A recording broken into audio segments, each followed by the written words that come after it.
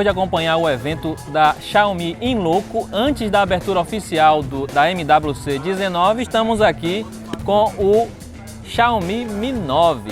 Retiramos da loja hoje pela manhã, ao iniciarem as vendas oficialmente. Então, em primeira mão, temos aqui uma caixa lacradinha para mostrar para vocês tudo que tem aqui dentro. Se você está curioso, é só me acompanhar. Vamos então lacrar, romper esse lacre aqui. Lacrar não, romper o lacre.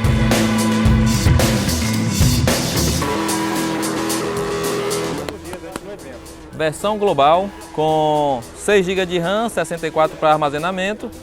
Vamos aqui abrir essa caixinha prateada de papelão com o número aqui que brilha.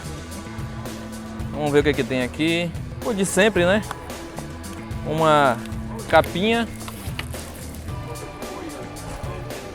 cinza, adaptador para a porta P2, já que agora só tem USB-C, a chavinha para abrir a gaveta de chip SIM, manuais.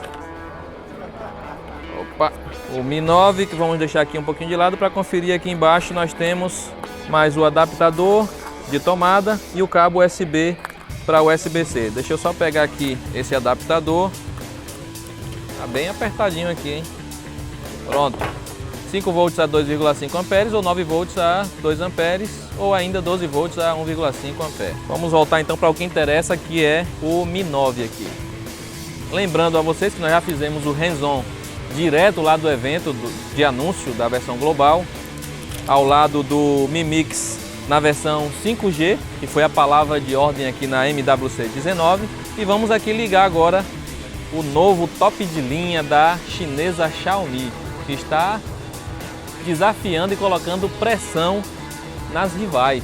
Essa aqui é a versão Black Piano. Nós estamos ligando aqui, ele já está com a MIUI 10.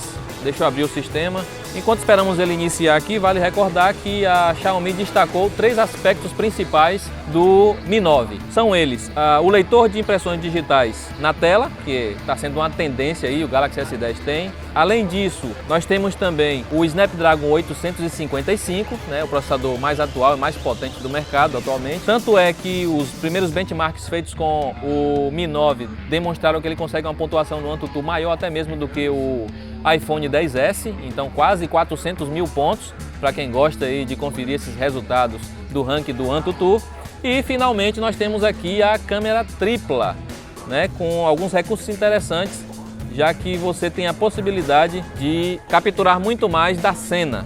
Vamos aqui simular o registro da digital na tela para ver se ele é realmente rápido. Pelo que eu me lembro, no Galaxy Note 9 era mais prático esse cadastro, mas claro que não era um impressor, um sensor de impressão digital na tela, né? Era o padrão.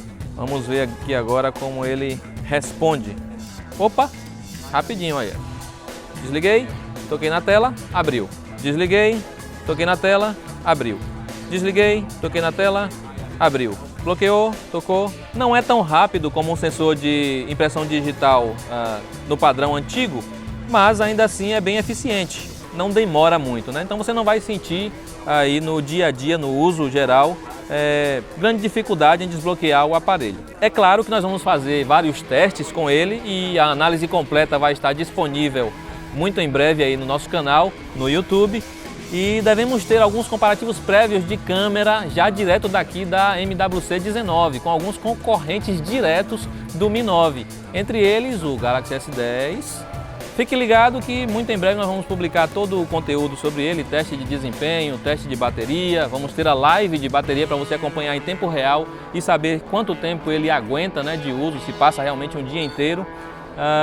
E se você tiver alguma curiosidade específica, você pode mandar para nós. É só colocar aí nos comentários no YouTube ou também enviar um direct pelo Instagram. Nós ouviremos você, claro, e na medida do possível responderemos na nossa análise ou nos próximos vídeos de teste. Aqui foi o Wesley Moraes junto com o Wallace Mota e Felipe Junqueira para o Tudo Celular direto de Barcelona. Um abraço e até a próxima, pessoal!